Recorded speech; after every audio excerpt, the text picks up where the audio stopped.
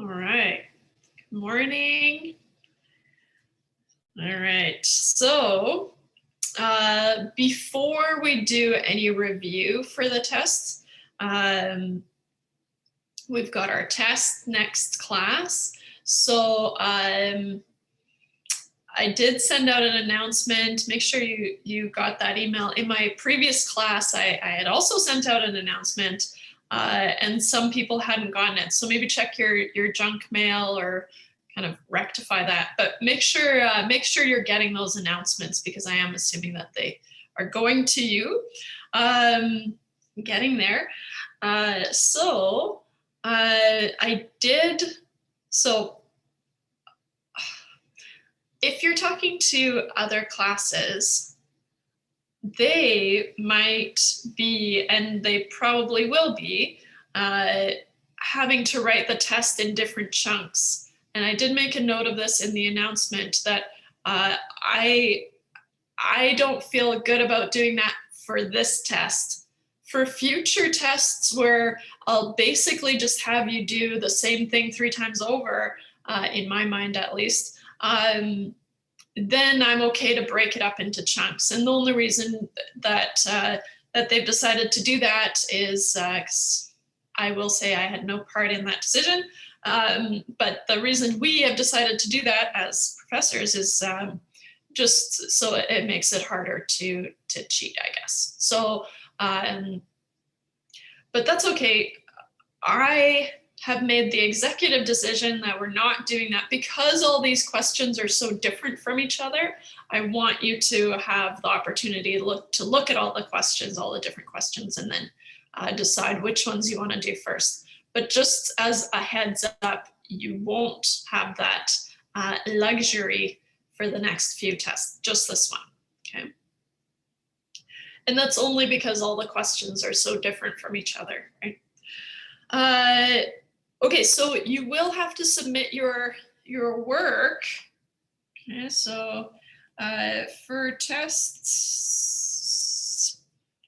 it's for all the tests, you will need to submit your written work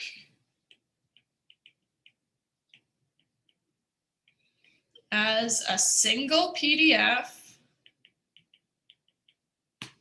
to the Moodle Dropbox. And I can't remember if it was you guys that I set up kind of a practice one, if you wanted to practice and see how long it takes you, right, to see how much time to budget to the Moodle Dropbox. Okay. I will give you 10 minutes after the test closes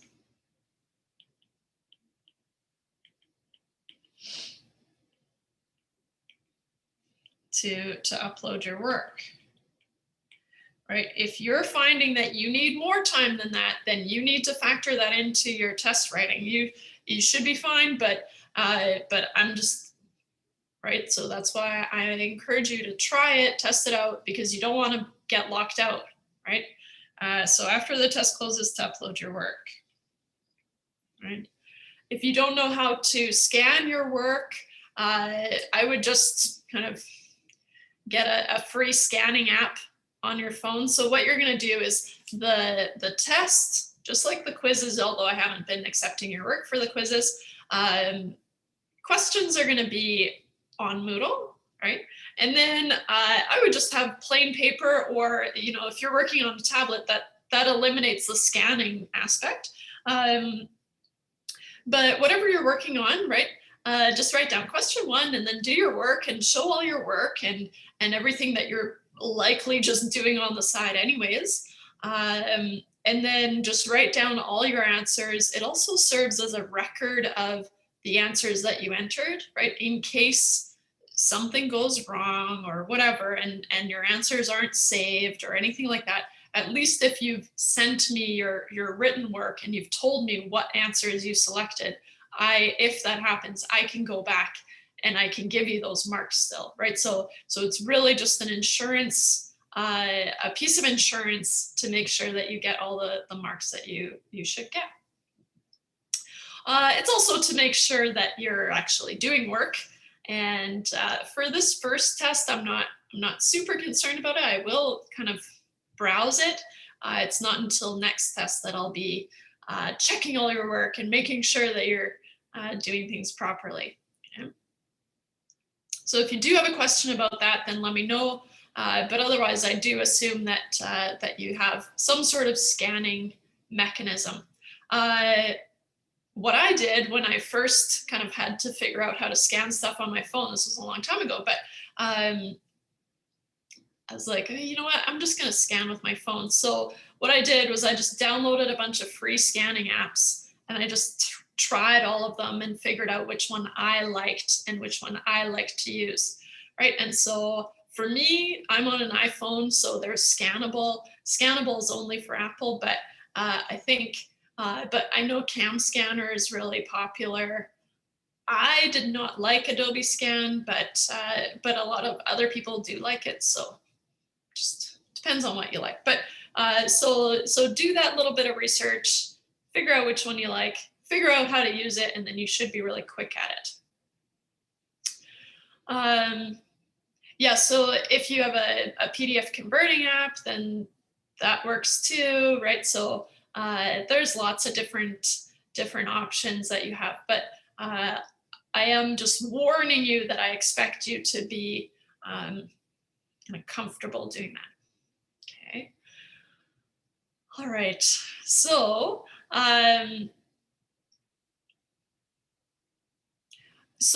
we are just using Desmos. So for us, I eliminated a lot of work for you guys. You have all the tools to be able to solve those linear programming questions by hand. But for us, we said, you know what? Let's just use Desmos. You'll have Desmos in the test. So what I want to say about the test is open book. Okay, so have all your formulas, have all your cheat sheets ready. They're not really cheat sheets. Have all your kind of memory helpers ready, right? Have Desmos ready. Have your calculator ready. Have all those things ready. You're allowed to use all those things. You are not allowed to use each other, okay? So you are expected to work alone. And just as a rule of thumb, as long as what your, the formula sheet is posted on Moodle, I think it's at the top of the page. As long as the work that you're telling me is your own thought process, you're safe, okay? As soon as it's anyone else's thought process, be that from online or from a friend, you are not safe. Make sure your words are your own. The formula sheet is underneath the announcements. Good. So, cool. All right. So, so the test is open book. Kind of be prepared for that. All right. Before we go through questions from the practice test, we have to cover a few more, and it sounds like a lot of concepts, it's not. But for review, we talked about profit functions, right? We talked about building profit functions, given some information about a situation, right? A retail situation. So if you go to the formula sheet, building profit functions is this section here. So I'm just going to pull that in. Right, so we were talking about this section on your formula sheet, and where we start here at kind of the basic profit function. If you have the total revenue and the total cost, right? So maybe what we should do is just refresh our memories on what all these variables are, right? And so we're the TC. And so what I'm going to do, I'm just going to move across the page here. and just define all these variables again, right? The TC is the total cost. VC is the variable cost. Of course, FC is the fixed cost. Costs, probably. C, capital C is the cost per unit.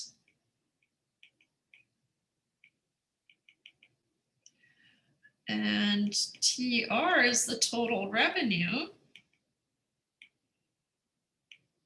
Right, how much money did you make in total? Lowercase p is the price, the selling price per unit.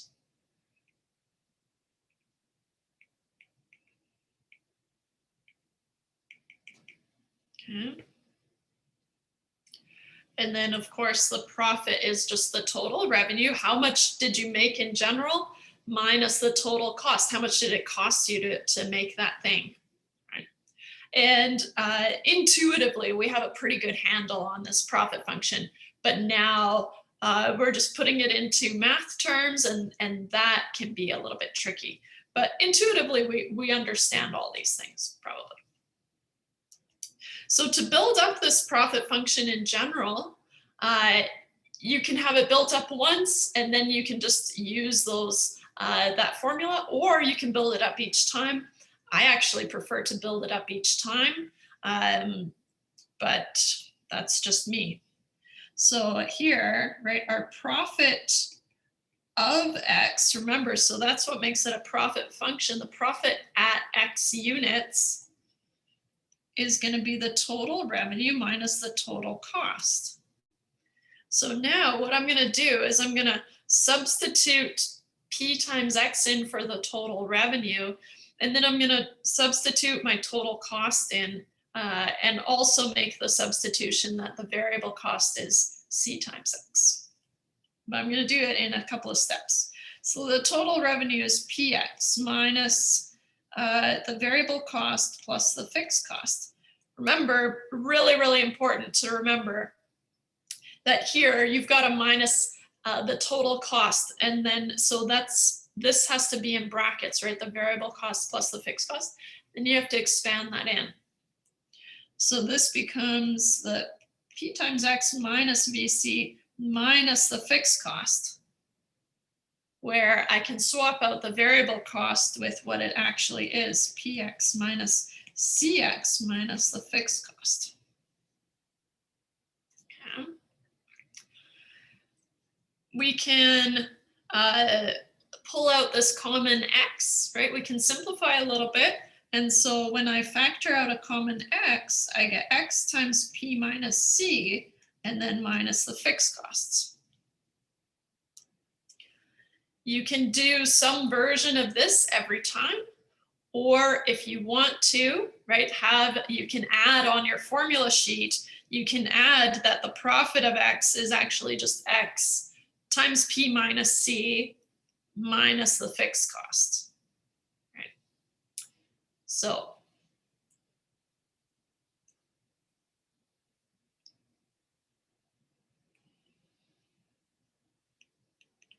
could add this to your formula sheet, right? Might save you some work. Yeah. But it's still the profit function, the profit of X, right? The profit of producing X units. So when you have to write the profit function, no, you can start here if you want to. Sometimes I find it easier to just build it up, right? Depending on the information that you have. Sometimes it is easier to just build it up every time, but you're allowed to just start here. Yeah. So, all right. So then we did a couple of examples working with this formula, right? And so here, this is our profit amount at X units, right? So X is the number of units. I guess I should add that to our definitions here. X is, of course, the number of units. Can't believe I didn't put that on there. It's like the main event. Okay. So, and of course, maybe I should add it to the top here. The profit of X is the profit at X units. Really kind of fill it out. Okay, sorry about that. Jump back a little bit.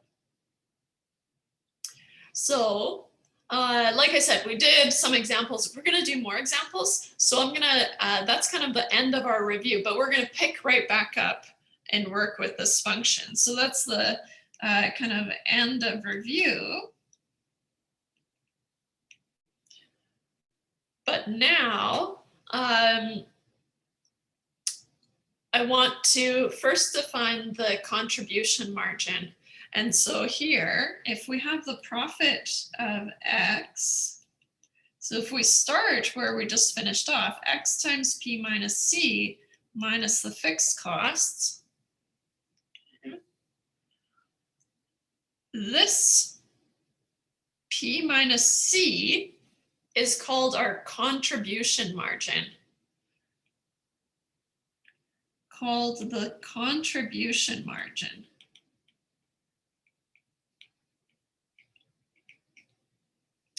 So sometimes the question might just tell you, oh, the contribution margin is 13. Okay, so then you would replace this whole thing with 13. Right? If you think about contribution margin, well, the contribution margin is the price that you're charging minus the cost that it costs to produce one of these things, right? So how much of the money that I'm making from this thing is actually contributing to my profit, right? That's how you can think about the contribution margin. So the contribution margin we can call CM. So what we said is, okay, well, the contribution margin is P minus C.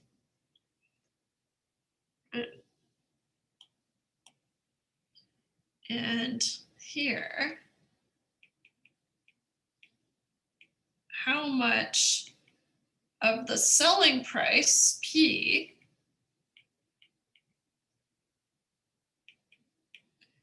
contributes to the profit after subtracting the cost per unit, C. Right? Sometimes it helps to think about that. After subtracting the cost per unit, which we denote by C, right? So that's the contribution margin. And usually when we talk about the contribution margin here, we're talking about the shutdown point.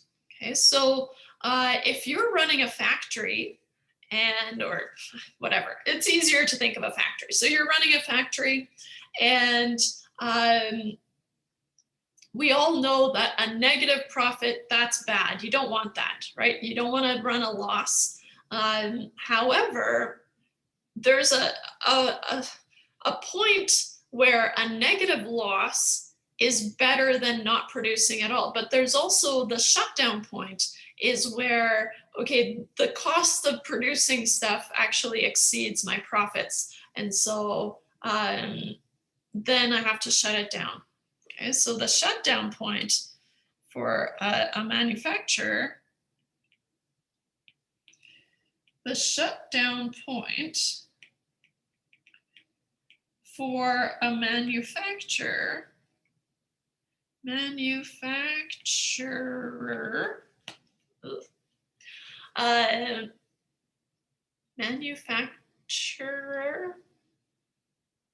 now I've overthought it. Anyways, whatever, you know what I mean. The shutdown point for a manufacturer is when the contribution margin is less than 0. Is when the contribution margin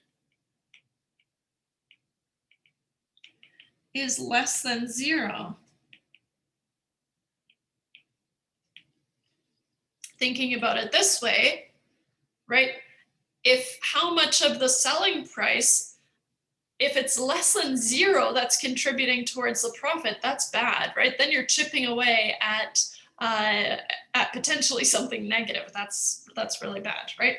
So what that means, right? The contribution, if it's less than 0, right? Mathematically, we would say, okay, well, the shutdown point is this, right? So then the shutdown point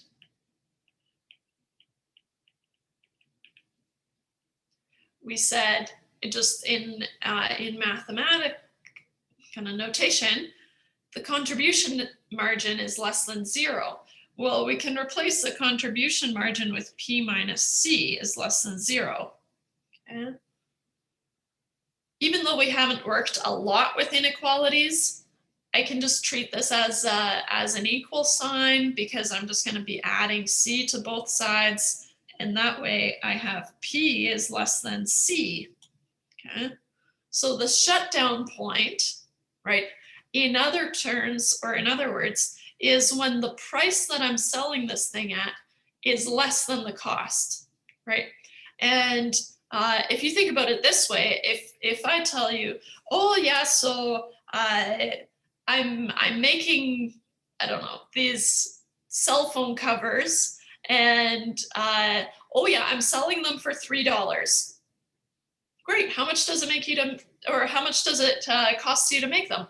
Oh, it cost me about $5 per case. And you would probably tell me I should shut it down, right? That's what the shutdown point is. When the price that I'm able to charge per unit is actually less than what I'm paying to make it, then you need to shut it down, right? So in other words,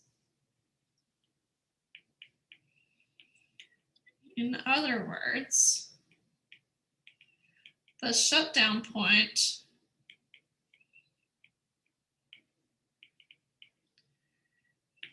is when the selling price per unit, which we denote by lowercase p, is less than the cost per unit.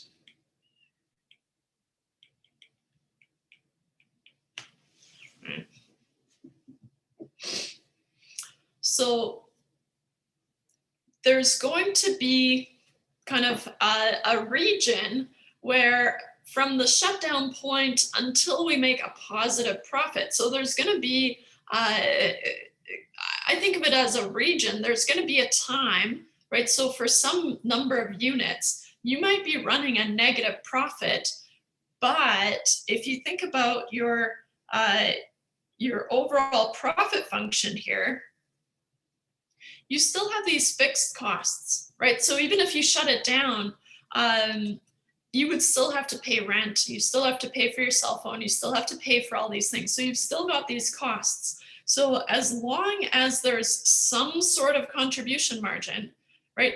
Even if they're not covering the fixed costs, as long as you're making some money off of this thing that you're selling, that's better than not making anything at all and having to pay the fixed costs though, right? So there's going to be a region between where the contribution margin is 0 up until the fixed costs have been covered, that you're going to make a negative profit, but it'll be better than shutting down.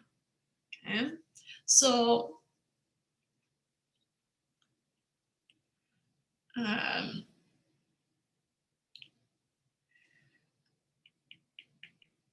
it will, or sorry, as long as the contribution margin is greater than 0, right? So remember, we said if the contribution margin is less than 0, then shut it down, right? That's our shutdown point. You don't do anything else. You're better off just paying your fixed costs and then not doing anything. So, so as long as the contribution margin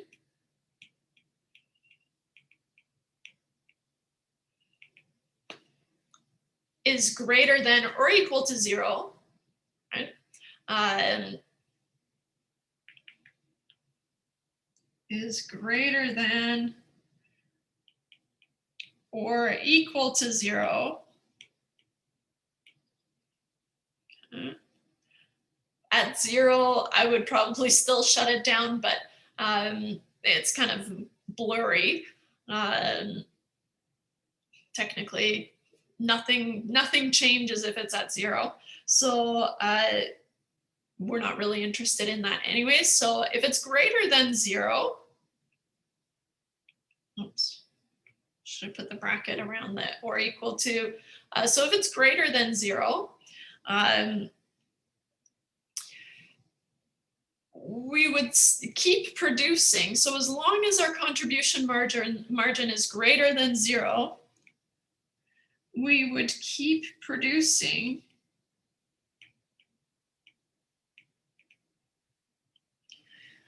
even at a loss, right? So even at a negative profit, even at a negative profit, which would be a loss, right? Because at least it's covering some of those fixed costs, right? So you haven't covered and you haven't paid off those fixed costs, but at least you're chipping away at it, right? So let's say you're paying $2,000 a month in rent, and you know, something weird happens, and you're able to make $500. That's better, right? To put that $500 towards, then you're only paying $1,500 in rent, right? That's better, but your profit is still negative $1,500. You're still losing $1,500 because you have to pay that for the rent, right? But it's better than not making anything. If you're able to make money, that's always better, right? But there's going to be a region where until your fixed costs have been covered, you're going to make a negative profit. Okay? So as long as the contribution margin is greater than 0, we would keep producing even at a negative profit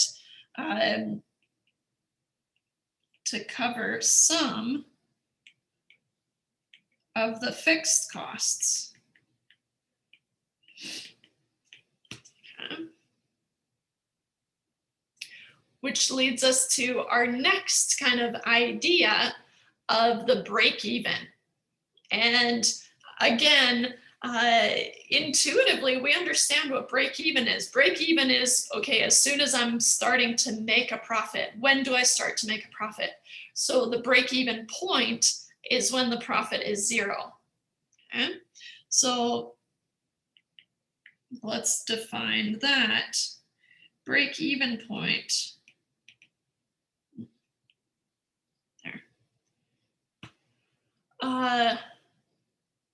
Yeah, so the shutdown point, the shutdown point is going to be usually in terms of a price. So not necessarily a profit, but a price per that you can charge per unit. And we'll see some examples and it'll kind of make sense. But usually it'll say like how much or how little can you charge per unit and still and not reach shutdown point.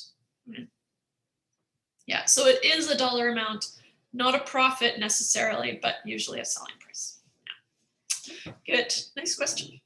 So the break-even point is when the profit is 0. Okay, so the break-even point is going to be the number of units. The number of units, which is X, right? Required to have a profit of 0. Required to have a profit of 0. Okay.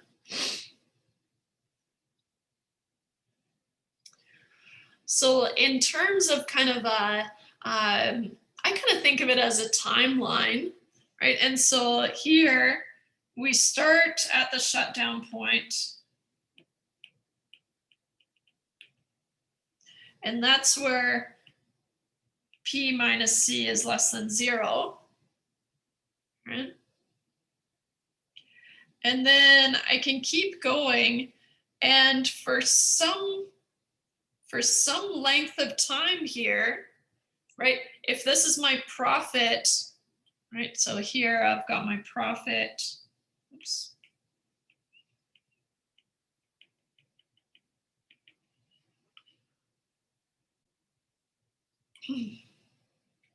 Here I start at my shutdown point. I'm not going to produce anything beyond that. That would just be foolish. And then, so here I'm covering my fixed costs, but I'm not making a profit, right? I'm making a loss. That's okay. It's a calculated loss. Then at some point here, my profit equals 0, or maybe I should call it what it is. Here I reach break even. I realize sometimes I write it as one word and sometimes I hyphenate. I don't know. There's no rhyme or reason to it. I think it's hyphenated.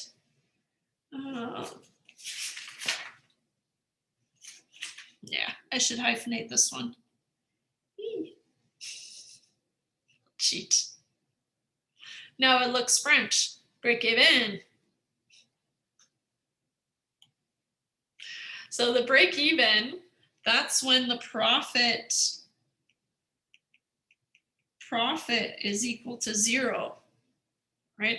And so here in this region, I'm making a loss. So the profit here is less than 0, right? So it's negative. But fixed costs are partially covered.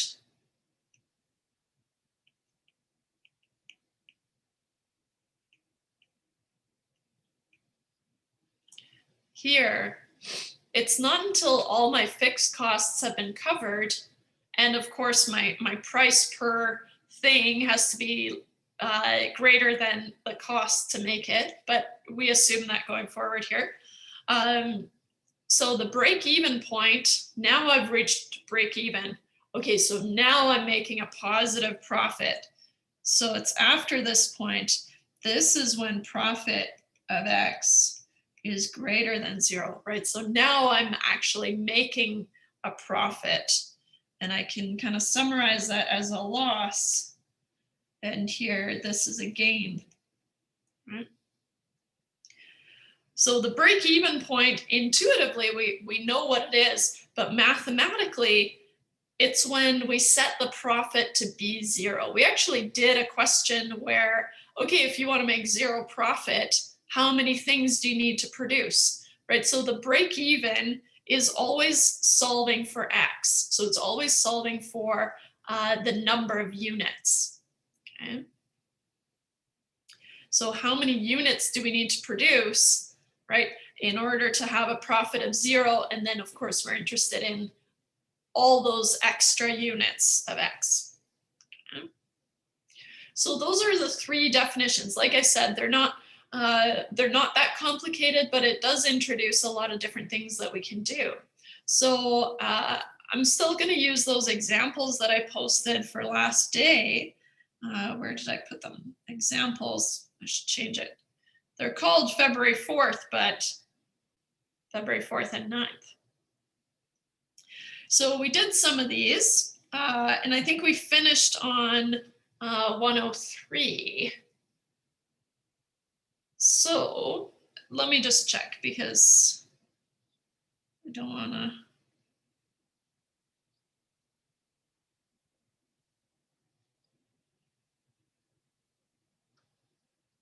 Oh, that's the wrong one. There.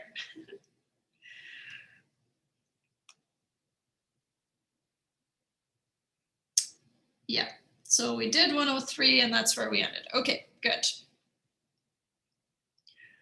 So let's do 105.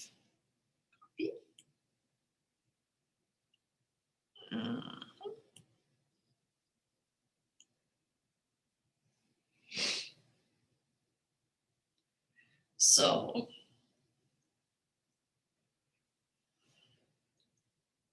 here we're given the profit function. Okay, so the profit, and you can have of X or you could have not of X. It doesn't actually matter. Usually we use profit of X just to show that X can change and I'm able to calculate the profit for all those X's. But if you prefer to write it like this, that's fine. So the profit for this thing is P minus 5. First of all, what does that tell me? It tells me that the cost to produce this thing is 5 per unit, right? Times however many units, and then minus my fixed costs of 25. Just translating this profit function to that general profit function that we developed. So then we want to know at what market price. So the market price is going to be your P, right? So at what market price, what price can I sell this thing at? And where does it shut down, right? So at what market price does the firm shut down? And I'll just make a note here that the market price, what they're talking about is that lowercase p. So at what P does the firm shut down? Then it goes on to say, and this is going to be a pretty common setup. So if the price is $1 above shutdown, and we'll talk about it more, but what does that mean? It means the contribution margin is $1, right? Each unit is giving me $1 towards my profit. Above shutdown, and the quantity produced is 25. So the quantity produced is X, right? So I'll just kind of, so X is 25, how much profit is made? Okay. So here we're trying to figure out what's the shutdown point, and then we use that information to set P, right? And then we use that to solve for the profit. Okay. So here we go.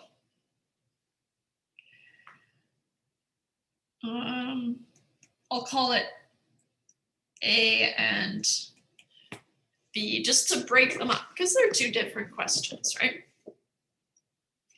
So from our shutdown point, right, we know our shutdown point is when the contribution margin is less than 0. And this P minus 5 is less, or is our contribution margin. So here I'm going to say the contribution margin is P minus 5, right? It's whatever is attached to the X. Okay. So the shutdown point, right? The shutdown point is when the contribution margin is less than 0. So to solve for the price, right, we're asked what price is the shutdown point at? Well, I'm going to have P minus 5, just substituting the contribution margin in. It's less than 0. And then solving for P on one side, I get P is less than 5, which makes sense if you're able to read this and say, well, the cost to make each thing is 5. So then I must be charging at least 5 per unit in order to even consider doing this, right? So then the shutdown point is when P is, let's say, $5, okay? So the shutdown point,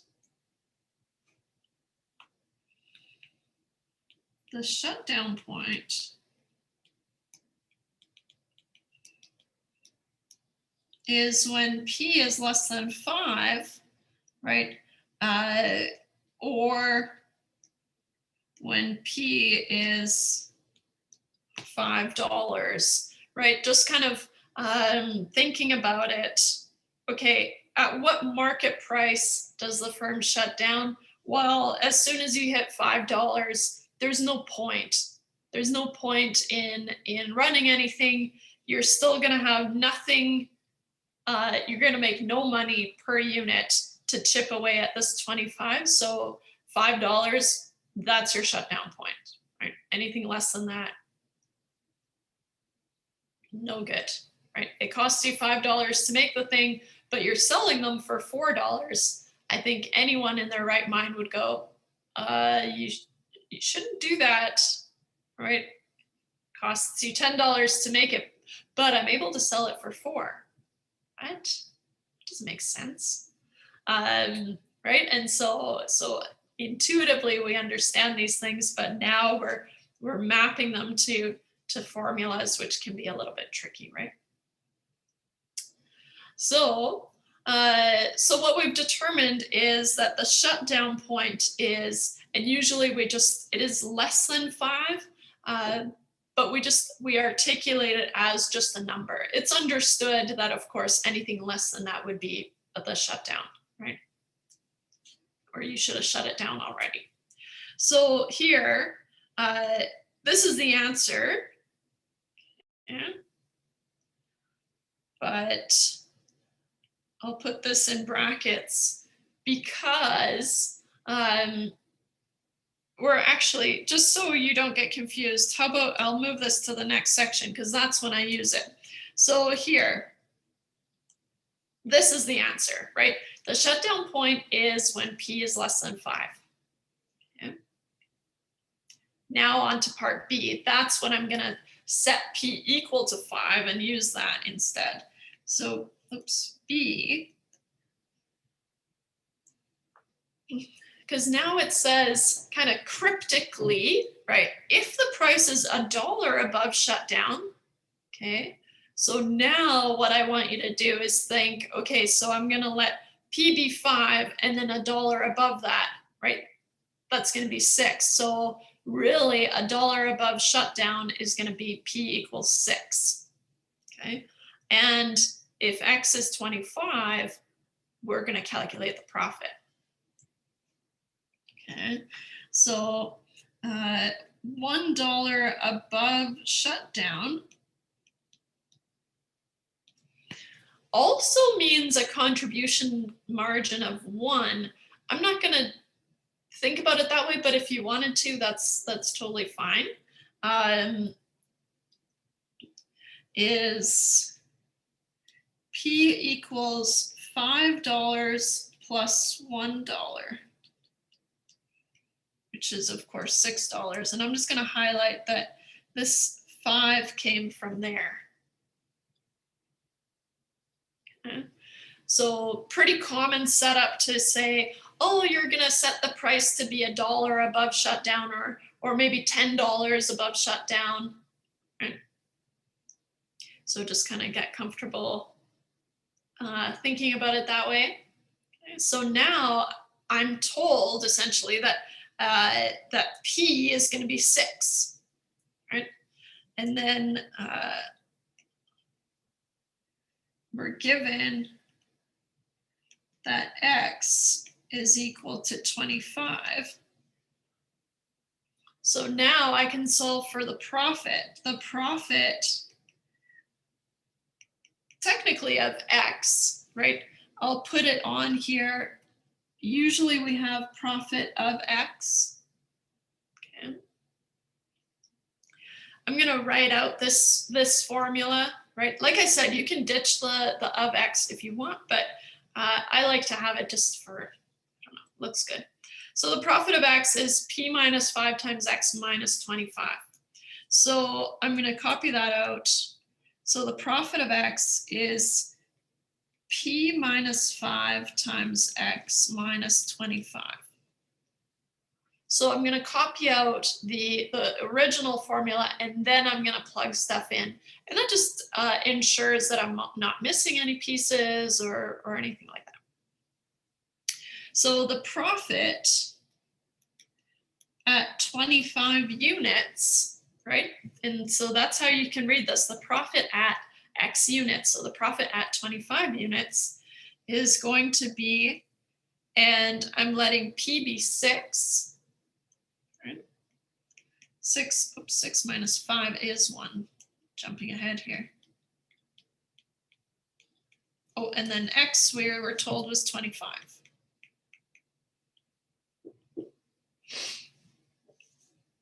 Okay. Okay. So our contribution margin is 1, right? It's the amount above the shutdown point. I don't expect you to make that link, but I am saying it so that you can kind of start to see it. So then this is going to be 1 times 25 minus 25. Last time I checked, that's 0. So the profit at 25 units is $0, right? By definition, then 25 units is our break-even point, right? Just to make that extension to cover all the definitions. So then, by definition, X equals 25 is our break-even output. Right. Sometimes I'll throw the, sometimes I'll say break-even point, but if I really want to emphasize that it should be an output number, so an X, then I say break-even output. They mean the same thing. Good. So once you have those 3 definitions that I didn't quite have time to cover last day, sorry about that, it makes these questions pretty reasonable. Right? It's building the profit function, which we did last day. That's the hard part. Right? Let's do some more, just a couple more examples using this stuff. Professor? Yes. I have a question related to this. Okay. As I was solving like the practice one that was like not for the marks, Yep. there was a question related to this. I was unable to like solve the first 2 parts of a question. That will just Okay. like what is your contribution margin or determine the profit function. So can you just help me out with those? Yeah, so those are the ones that I made a note and said, okay, you won't be able to do those until after class today. So what I want to do is, how about we go through the rest of these examples just to get a little bit more practice, and then how about we go do that one? Okay. But I'll remember. Okay. Try to remember. Sound good? All right. So this is kind of a closer to what you can expect on the test. Oh, and I will say, so I had an old practice test from, when we're doing tests in person, of course. And so I figured I'll post that in case you want to have a static version with the solutions. So with the full solutions to work through, because I always find that that's easier. And then you can try the Moodle quiz, but you'll notice that they're quite similar in structure. So there were a few questions on the practice, the hard copy practice that I posted that we're not doing, but I made a note of those in the description. Okay. So Labance Brewery, do they exist still? I have no idea, but anyways, I do think it's so funny because I think Joe made a point of using things like Future Shop, which doesn't exist anymore. Mostly Future Shop. I think it's really funny. But anyways, Labatt's Brewery, I have no idea. They are probably thriving. Spends 42 cents, right? So, right, 42 cents to brew a can of beer. So that's what it costs per beer, so per can. the fixed costs associated with producing beer are 450,000, right? That's a lot. It's unclear whether that's per month or per year. That's kind of on purpose. We're not going to go that deep. You can just assume that that's the fixed cost. Okay. And then the going price, kind of a weird way to say it, but the going price for a can of beer is $1.25. So that means that the selling price per beer is $1.25. So what I want you to do is I want you to kind of go through and just make a note of all the information that we're given here. So first of all, right, we're told that the cost to produce one can, C, is 0.42. I'm also told that the fixed costs is $450,000. And then the going price, the selling price is what they mean, is $1.25. So lowercase p is 1.25. Okay. First thing we're going to do is we're going to develop the profit function. As a kind of a first question, what's the contribution margin, right? And so here, kind of part 0, the contribution margin, we know the contribution margin is P minus C, which is going to be $1.25 minus 42 cents. My screen has kind of been glitching out, so I'm just going to do the calculations on the side here. 125 minus 42 cents puts me at 83 cents. Okay. So per can that I sell, 83 cents of that is contributing towards my profit, right? So that's above 0, so that's great. I can still run this factory. It's not until I've covered all my fixed costs, which is huge here. I need to sell a lot of cans, right, in order to cover my fixed costs. Luckily, they probably have no problem doing that. And so that's why it goes around.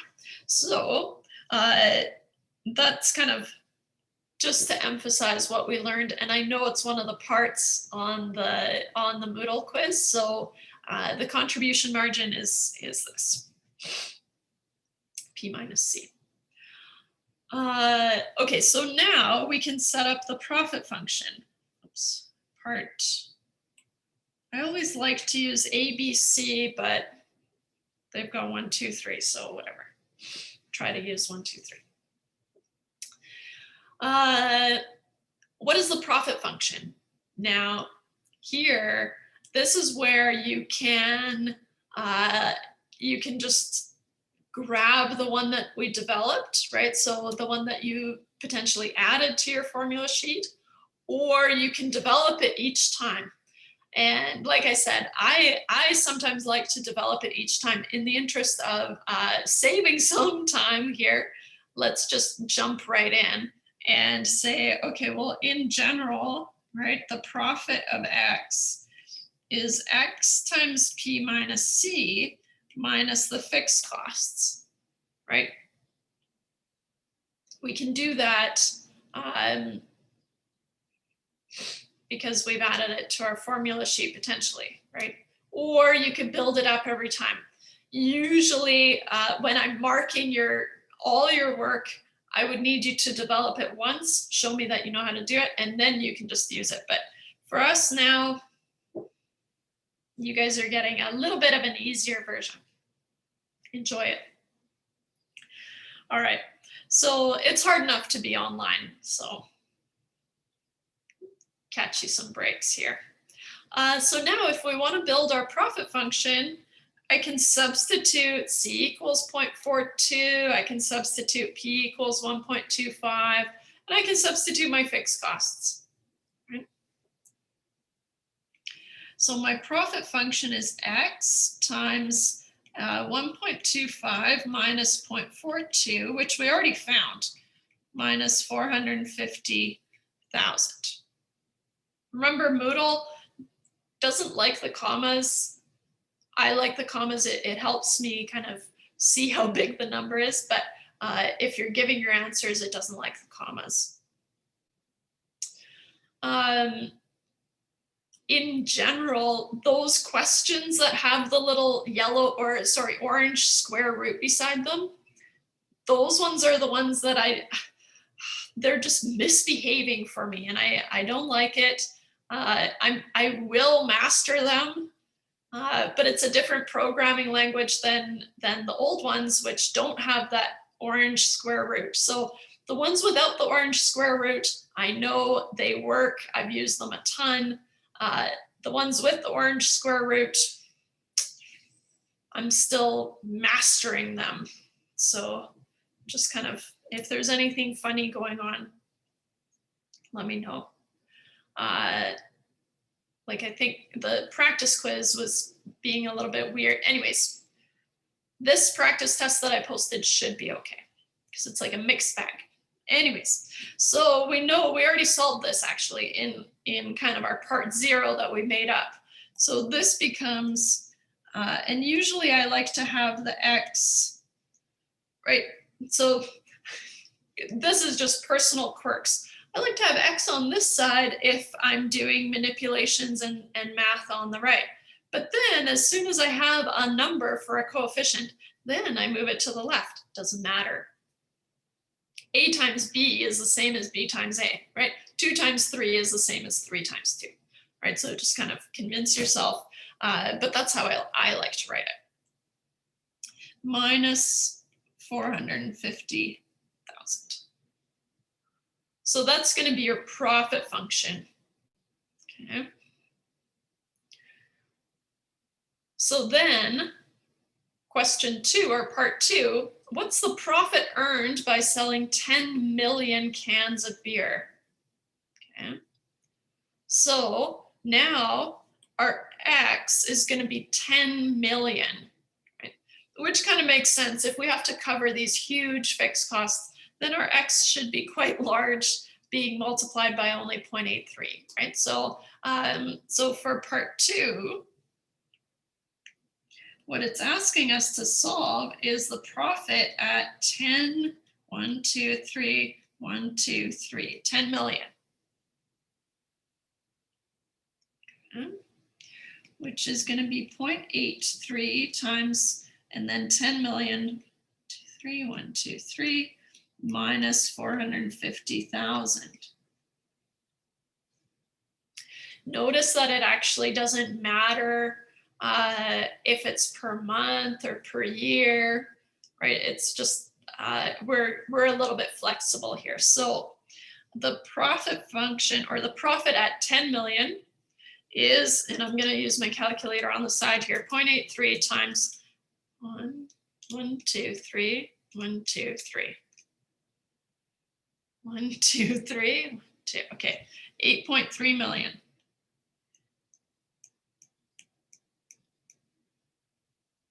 Like that. That's what I get. 1, 2, 3, 4, 5. 1, 2, 3, 4, 5. Okay, good. Minus 450,000. Oops. 1, 2, 3. Okay.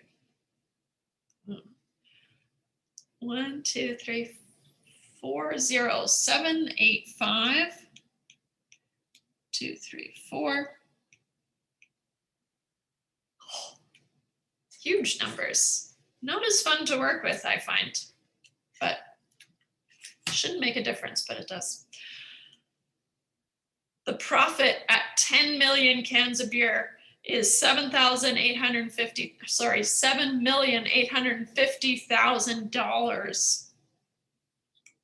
And of course, the profit is a dollar amount.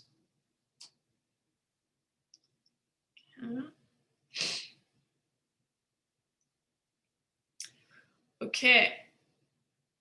So, good. for part 3, what does the price need to drop to in order for Labance to shut down production? So this is the shutdown point, right? And so now here we were told, okay, use P equals 1.25, but now we're just assuming that that price is going to change. What would it need to drop to in order to reach the shutdown point, right? The cost per can is still 42 cents, right? And so we said, well, the shutdown point is when the contribution margin is less than 0, right? And so here for part 3, the shutdown point, oops.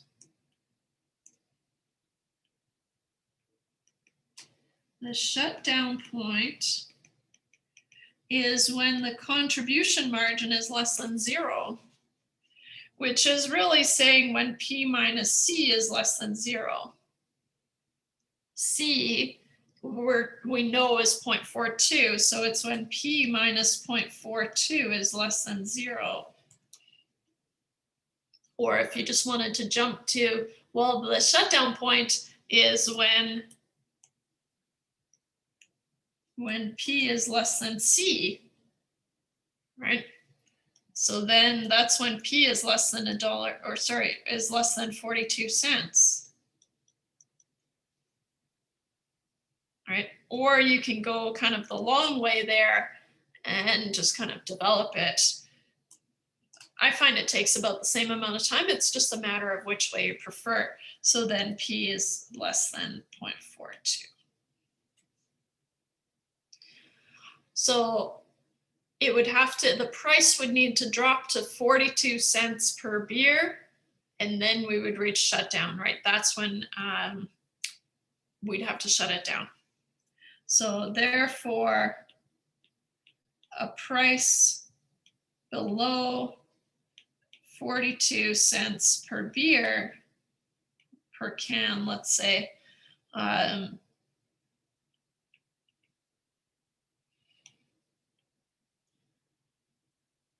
maybe I'll say a price of 42 cents per can, right? Because then you're making nothing off of each can. There's no point in producing it, so then you should shut it down. So a price of 42 cents per can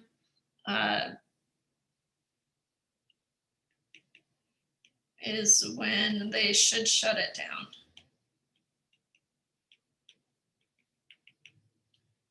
Shut it down.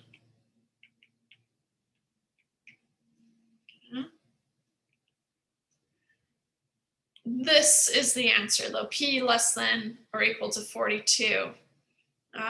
But sometimes P equal to 0.42. It depends on how they want the answer. Okay, so it's still a price, it's just not a profit. I want to add a part. So part 4, right? So here I'm adding a part, adding this part. Okay. What is the break-even output? Right? So at what point do they start making a profit? At what point, how many units do they need to produce to start making a profit? So what is their break-even output?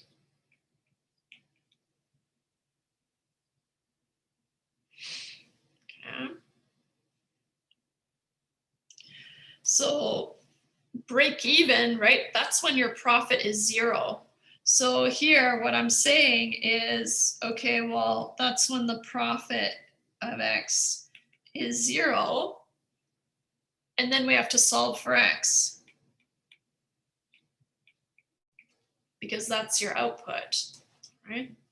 So we have our profit function from before, right? If you go back to your original profit function, and we'll go back to assuming that the price is $1.25 per can.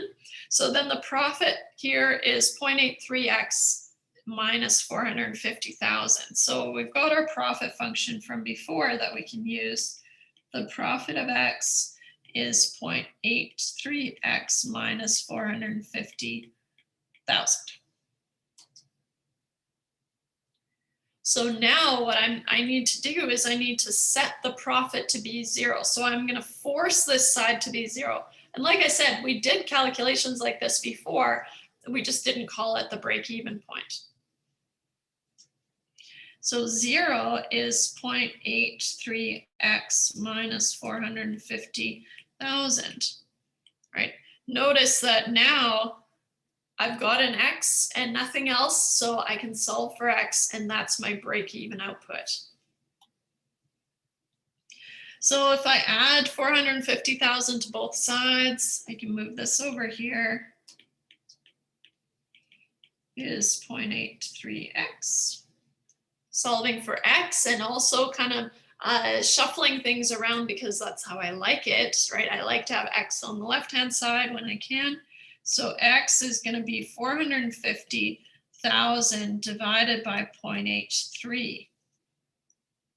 I'm going to do that on the side here. Like I said, it's been giving me grief. So 450, 1, 2, 3, 3 divided by 0.83. I get an x of 542,168.6747. Presumably it keeps going, but this is technically how many things I need to produce in order to cross that threshold of a profit of 0 versus a positive profit versus a negative profit. I can't produce 0.6747 units. So I need to think about, okay, well, am I going to make more or less profits if I round up, right? If I round up to 54,2169, right, then I would be slightly over, right? I actually can't remember if the Moodle quiz, if it takes the decimals after, or if it wants a whole number. If it wants a whole number, you have to round it up, right? Because then you need to produce slightly more than necessary just to make slightly over a 0 profit, right? Even if this was followed by something that would round down to 8, we want to be careful, right? Because if you only did 8, so this whole number followed by 8 is what I mean, then it would be slightly still a negative profit, right? So X would be 542,169 units.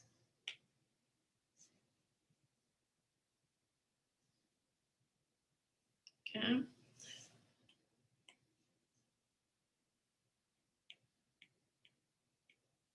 Always round up into positive profits.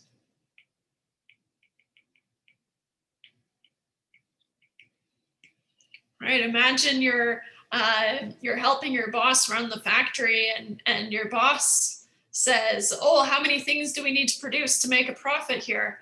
And if you told them just 542,168, right? Not a big deal, but you're not actually turning a profit yet, right? So just be careful. So you always want to err on the side of positive profits. Good. I think we have one more example that I want to do just to kind of solidify this stuff, and then we'll move on to the practice. I see. It's kind of, let's see here.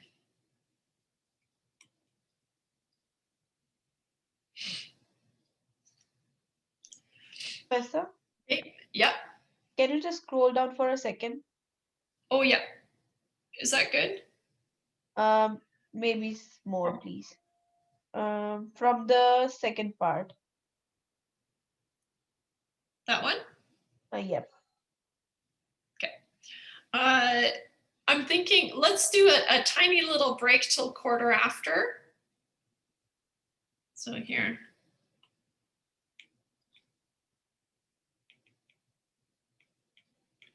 Break until 11:15. I know that's just a tiny break, but enough to caffeinate or something. I know, not much of a break, but got so many problems we want to work through. All right, so let's see here.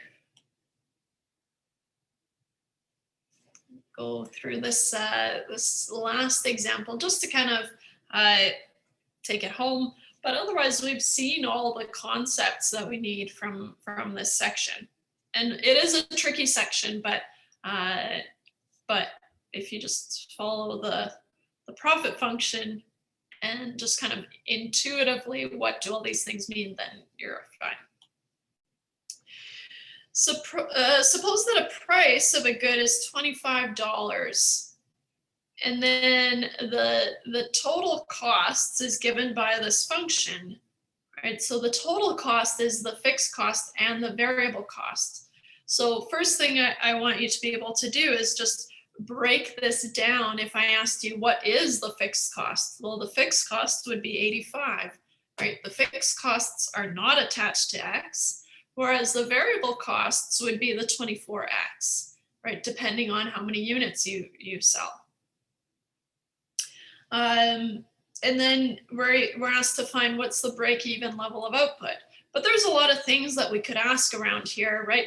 What's the contribution margin? What's the fixed cost? What's the variable cost? What's the cost per unit?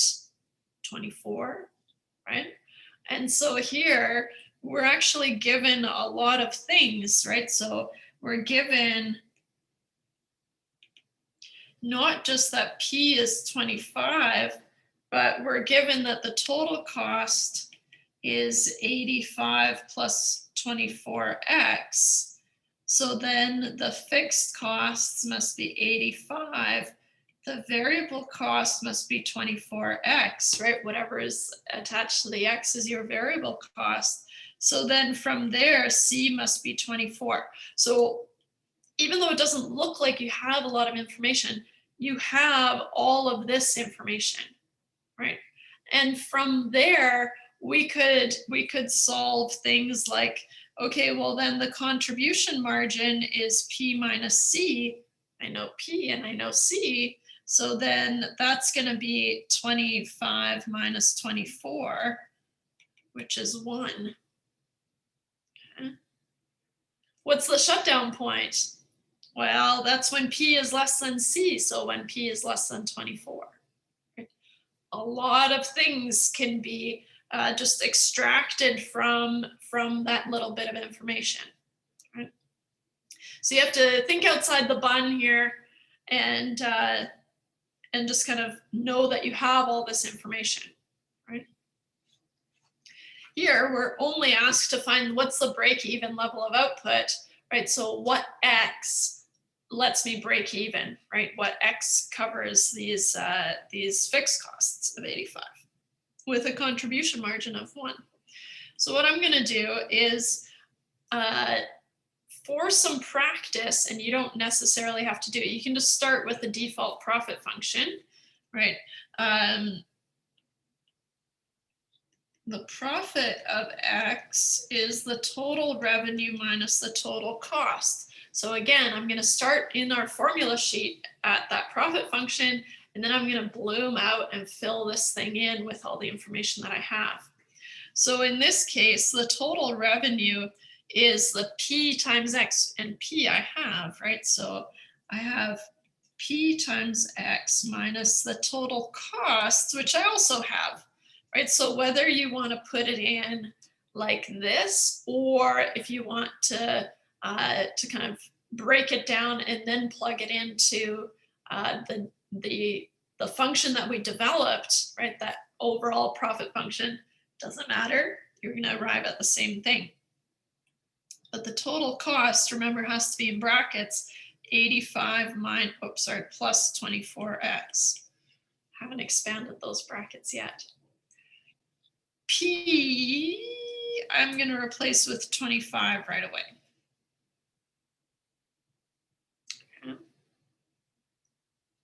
I expand this, collect like terms, and simplify, I end up with 25x minus 24x minus 85. Notice that I've shifted this over, right? This is like our third or fourth time doing this today, so I'm expecting a little bit of flexibility here, but if I collect like terms, I get x times 25 minus 24 and minus 85, which is just 1 times x, which I'm just going to have as x minus 85.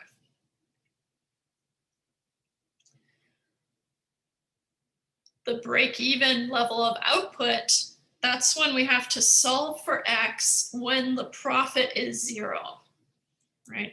And so the break-even is when the profit of x is equal to 0, which is also equal to x minus 85. Sometimes I'll do this, right? But really all I've done is I've kind of shifted things up, and maybe I shouldn't do that, is equal to 0.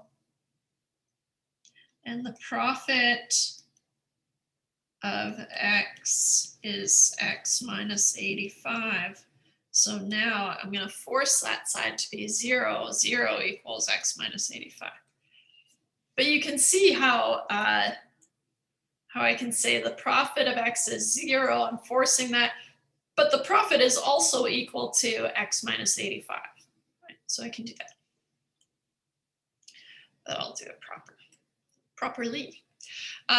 So solving for x, I have to add 85 to both sides, but that's all I need to do. So x must be 85 units, right? X is always the number of units. Okay.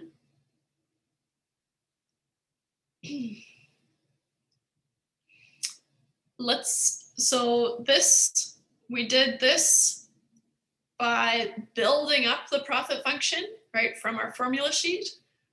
What if we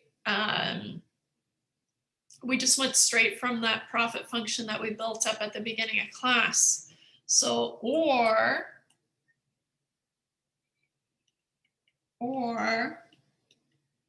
another way to solve this, and I mean, it's honestly only going to be slightly different, right, is starting with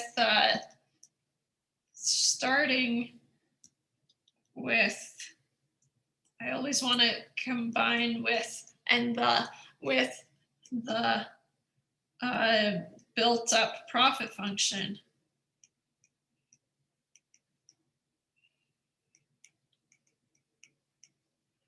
Right, so here, the other way to do this would be if you just said, oh, well, I like to start with the built up profit function, which is x times p minus c minus the fixed costs. The problem here is that, well, if you're only looking at the problem, right, if you're only looking at this information, you don't have the fixed costs. You do, like we said here, you do in the sense that, well, as long as you're able to read the total cost as fixed cost plus the variable cost, right, and kind of extract information, right, but it does require that. So that's why in this case, so it depends on the information that I have. In this case, because I have the total costs, it's easier to start from our base function and build it up. But if you wanted to start here, right, we can get the fixed costs from the total costs, right? We know, kind of off to the side here, the total cost is 85 plus 24x. So then this must be my fixed cost, and this must be my variable cost. right? But that is something that you'd have to kind of to know, right? Which from here I can say C must be 24 just because of how the variable cost is set up. So then I can say, well, my profit function is going to be X times P we were told was 25. That's fine. Minus 24 minus 85 from here, but you did have to make that leap. So sometimes starting here is the easiest thing to do. Sometimes it's not, right? You'll end up at the same answer, right? Profit is X minus 85. Now you're back to solving it the exact same way that we did earlier, right? Which is here. Okay. So it just depends on the information that you're given. And I know that's hard. I know that that is really tricky if you haven't read enough of these problems to kind of recognize the structures. But I did post, so just in case you haven't been able to buy the textbook, or you just don't want to have the textbook because it's only hard copy and you don't want to lug it around, I did post the relevant chapter 2 and chapter 3 problems with the solutions from the back of the textbook on Moodle, just in case you wanted to have some more practice problems, right? Just practice reading these problems and you'll start to see the patterns. Okay. So you have lots of practice from a lot of different places, and I know that's overwhelming. All right, so we said we were going to go through one from the practice test, the question like this. So let's go there. Okay, this is our course, good. Now,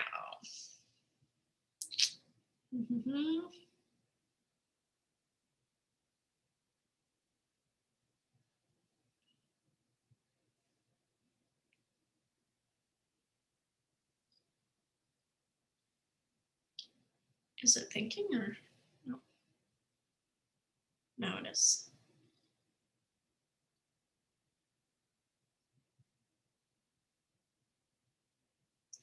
I do want to talk you through question 1 as well, because it's been a while since we did any linear programming. Oh, there it goes. Okay. Should do one more there. Okay. So that's the next one that I want to do. So if that one's on your roster, then I want to do that one next. But solving systems of equations sounds familiar, right? And then we've got kind of section 3.2 stuff, right? And then we've got a contribution margin. And then I think question 5 is the one. How many questions are there? Yes. Question 5? Yes. Okay. Good. So your numbers might be different. They might be the same. But let's go through and do this one. So what I'm going to do is I'm just going to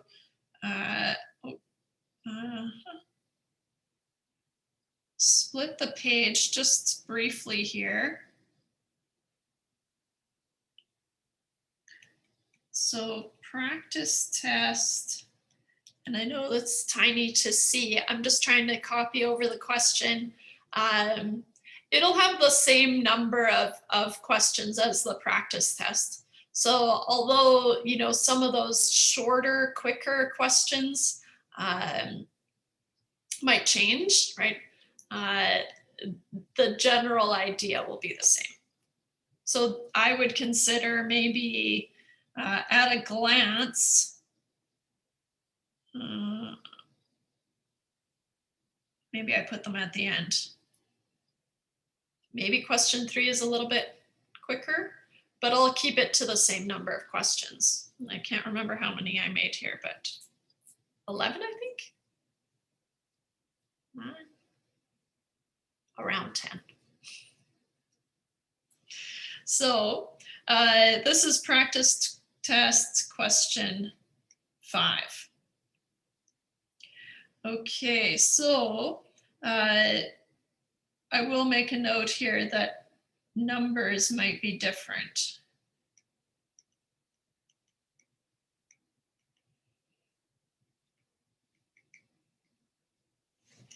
So you sell plants at $25 per plant. Okay, the cost to make one plant, yeah, exactly. So each question, so definitely a question like this, it'll be, you know, a different story, but I'll get you to find the contribution margin. I'll get you to find the profit function. I'll get you to find, you know, the profit at some number, right? So those parts will stay the same. The story will change, but other than that, for big questions like this, I like to keep it pretty similar. So. There are some short answer questions that I would consider just kind of quick calculations. Those could change, right? But these big questions, they'll stay the same. Yeah. But in general, yeah, all the topics that you need are on the practice test. So you sell plants at $25 per plant, and the cost is $5 per plant. And your fixed costs, I'm just going to write it as $4,000. 1, I want to find the contribution margin. 2, I want to find the profit function.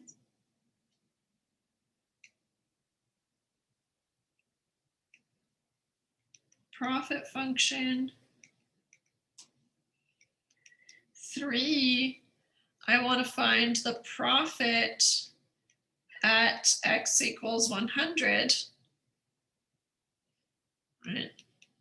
And that's the stuff that we did last day, using the profit function just to do calculations. 4, I want to find the break even.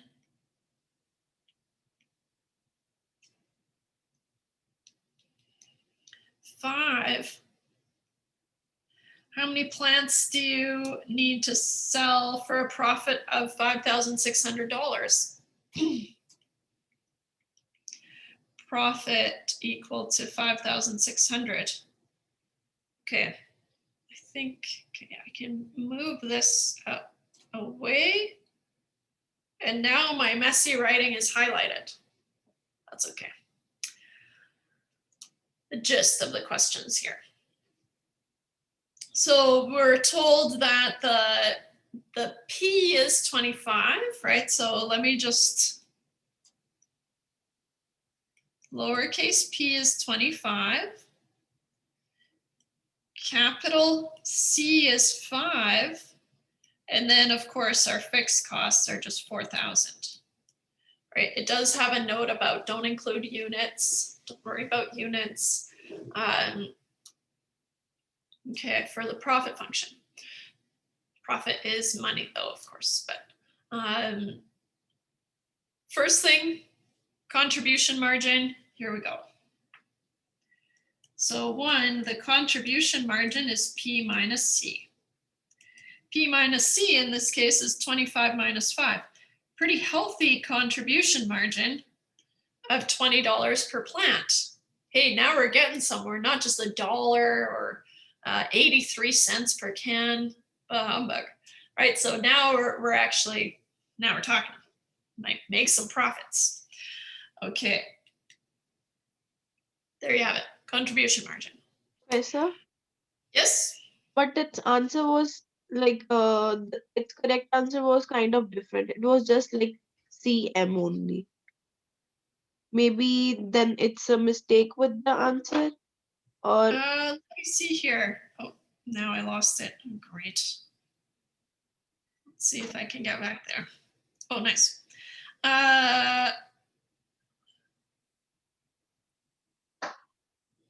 So we should be able to just put in 20 here. I know, just as a heads up, I know, especially these ones with the orange square root have been Yes. acting up with the iPad. And so I'm on the iPad right now. But if I check this,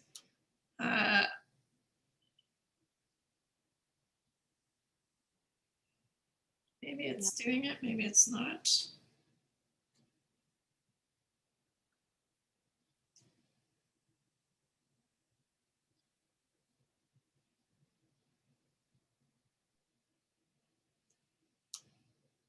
Maybe it wants dollars, sorry.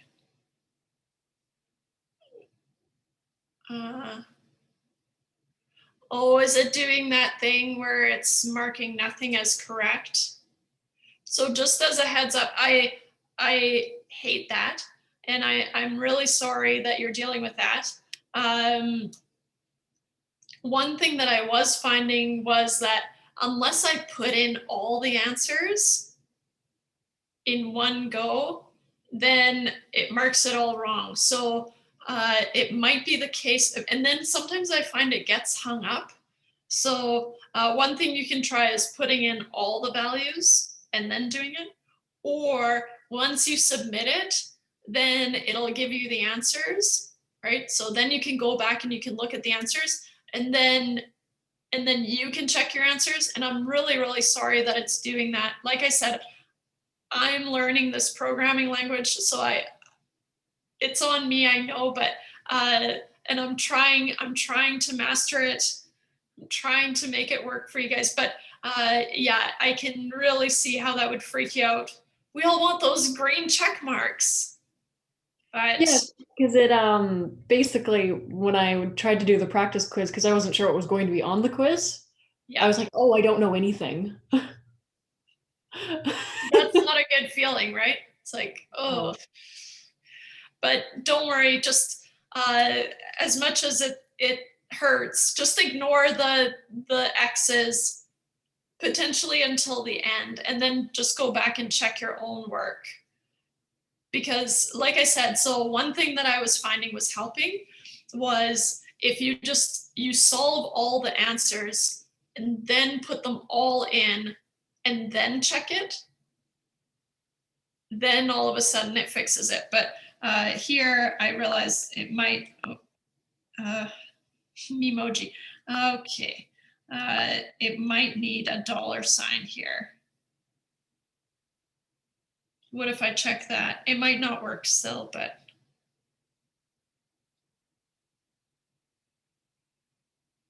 Man, Moodle quizzes, they'll be the death of me for sure.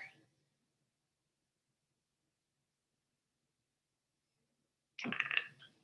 Still didn't like it. Okay. It's okay. Don't freak out. But it has to be like this, right? So this will be the correct answer. Yeah. Okay. Yeah. So once you submit it, you should be able to go back and check your work. And then, so then if you're finding that you have a different answer, then correct it. But just kind of, in Swedish, we have a saying, keep ice in your stomach.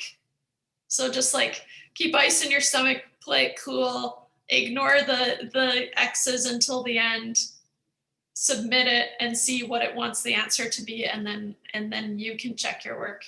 I know it's not great, but yeah. So it would be 20, your contribution margin would be 20 here.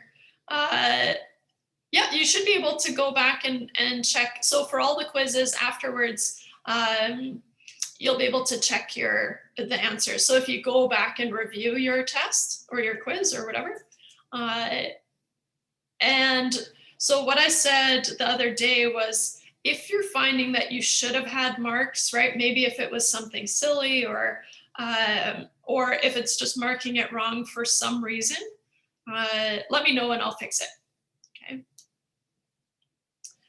All right, so the contribution margin is 20, potentially $20. For the test, I'm not gonna have it be so hung up on the units, so just 20 would be fine. Okay, So, or $20. But because Moodle's not that clever, I need to go in and manually tell it 20 is fine or $20 is fine. But anyways, that's for me. The profit function. So the profit function depends on the information that I have, right? Where do I start? Because I have all these individual components, I'm going to start with that built up profit function. So I'm going to start here at the profit of X is X times P minus C minus the fixed costs. Okay. You can build it up, doesn't matter, right? But for me, I'm just going to start here because why not? X times, and I had P minus C is the contribution margin, which is 20, but I'll just show the math again, 25 minus 5.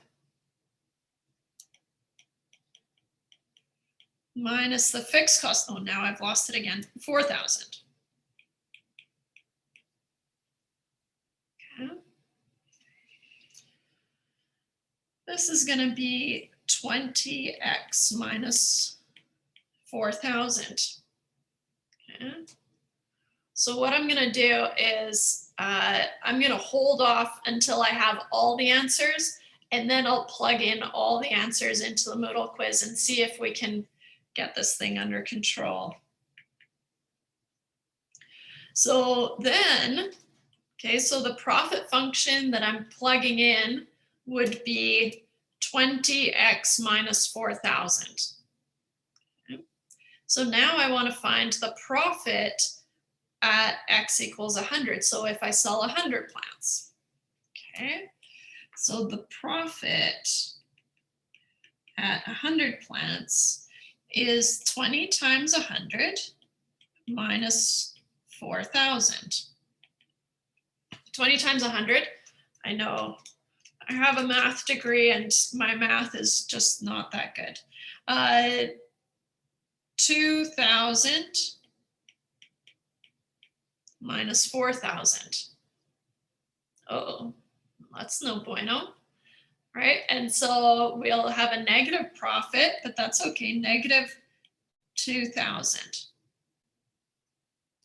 And here, of course, the profit would be in dollars. I can't remember if it wanted the dollar sign or not, but I'll just make a note here, or negative $2,000, right? With the units or without, I'll make sure that it accepts either one for the test, right? Because I know if you're in a rush and you're trying to get things done, it's hard to remember the units.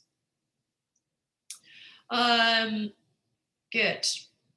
So part 4, we want to find the break-even point. The break-even point is, that's where the profit is 0, right? So the break-even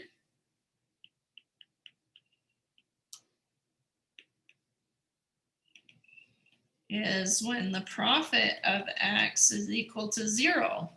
So now I'm forcing that profit of X to be 0 is 20X minus 4,000. Solving for X, right? I get 4,000 here. I'm going kind of fast because we're running out of time. So X is 4,000 divided by 20. So X is 200.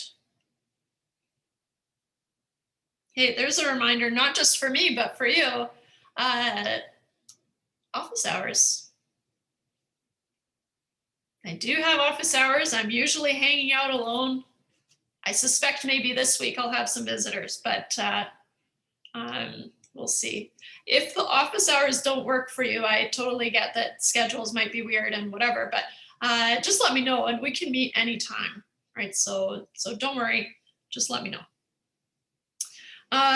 Okay, so my break-even output is 200 units, nice and even, so I don't need to do any rounding, but if I did, I will program the test to be rounding up, right? Always rounding up. last part here is we force the profit to be 5,600, right? How many units do we need to sell, right? And so that's the exact same situation as we just did here. Instead of a profit of 0, I'm forcing it to be 5,600, but then I'm solving for X again, right? This checks out because what we found was if we just sell 100 units, we're still doing a negative loss, but it's less of a loss than the entire fixed costs, right? So here for 5, I'll try to keep it on the same page.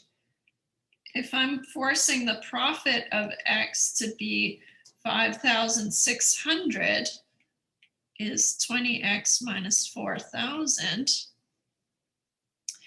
5,600 plus 4,000 is 9,600 is 20X.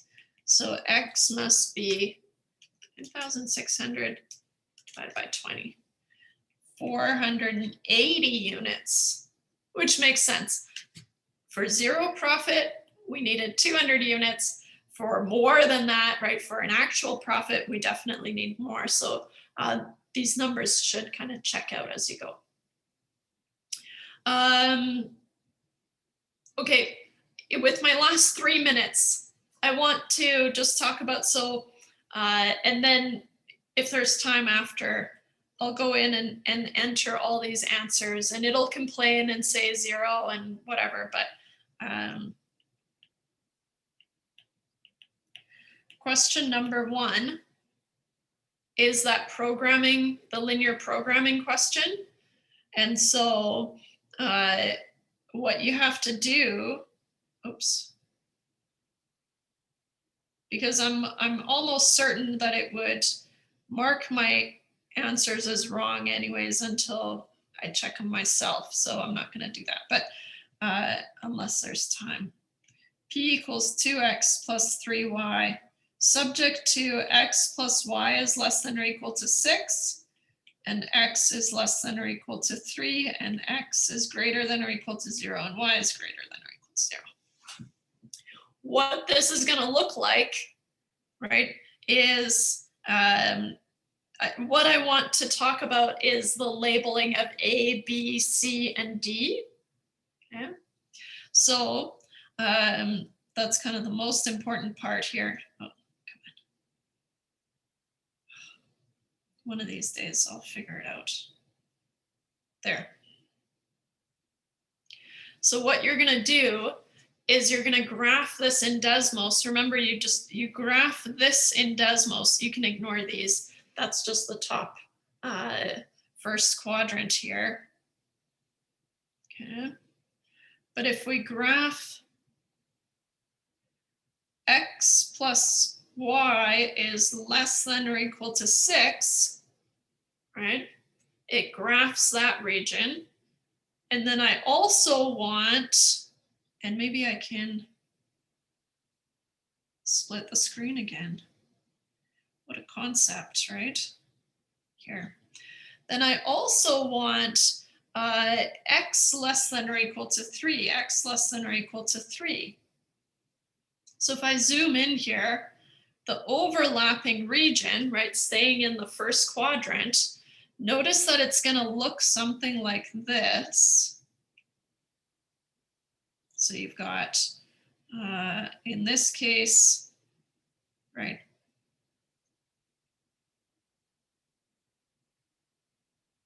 okay.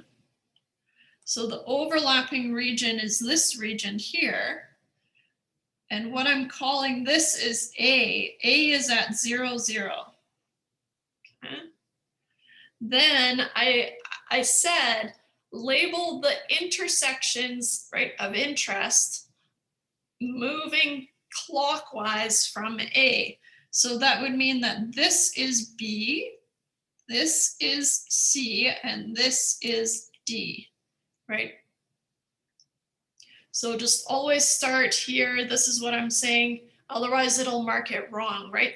And just as a heads up, A will always be 0, 0. So you'll always have the answer for 0, 0. So those should be gimme marks. And then put in the ordered pairs for B, C, and D, right? Those coordinates, which if you've got it mapped out in Desmos, right here, this is at 0, 6, this is at 3, 3, and this point is at 3, 0.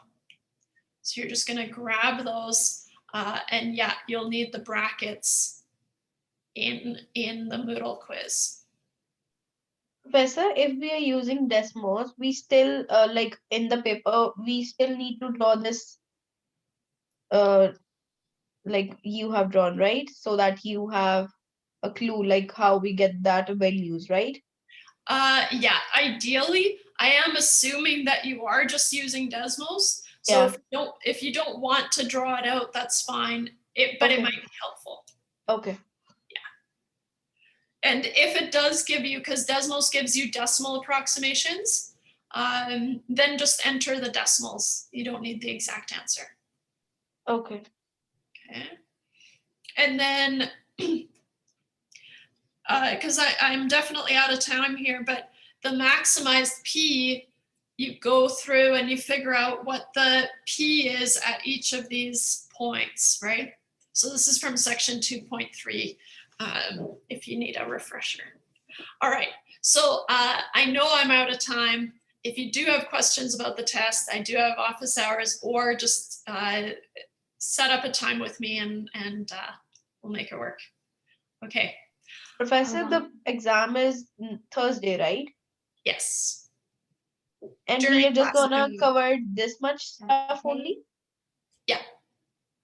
Okay, so Thanks, the guys. questions that you told, like 2 and 4, we are not gonna do. So that will not be in the exam, right? Are you talking about the hard copy? Yeah, Here, yeah. I'm gonna stop the recording here.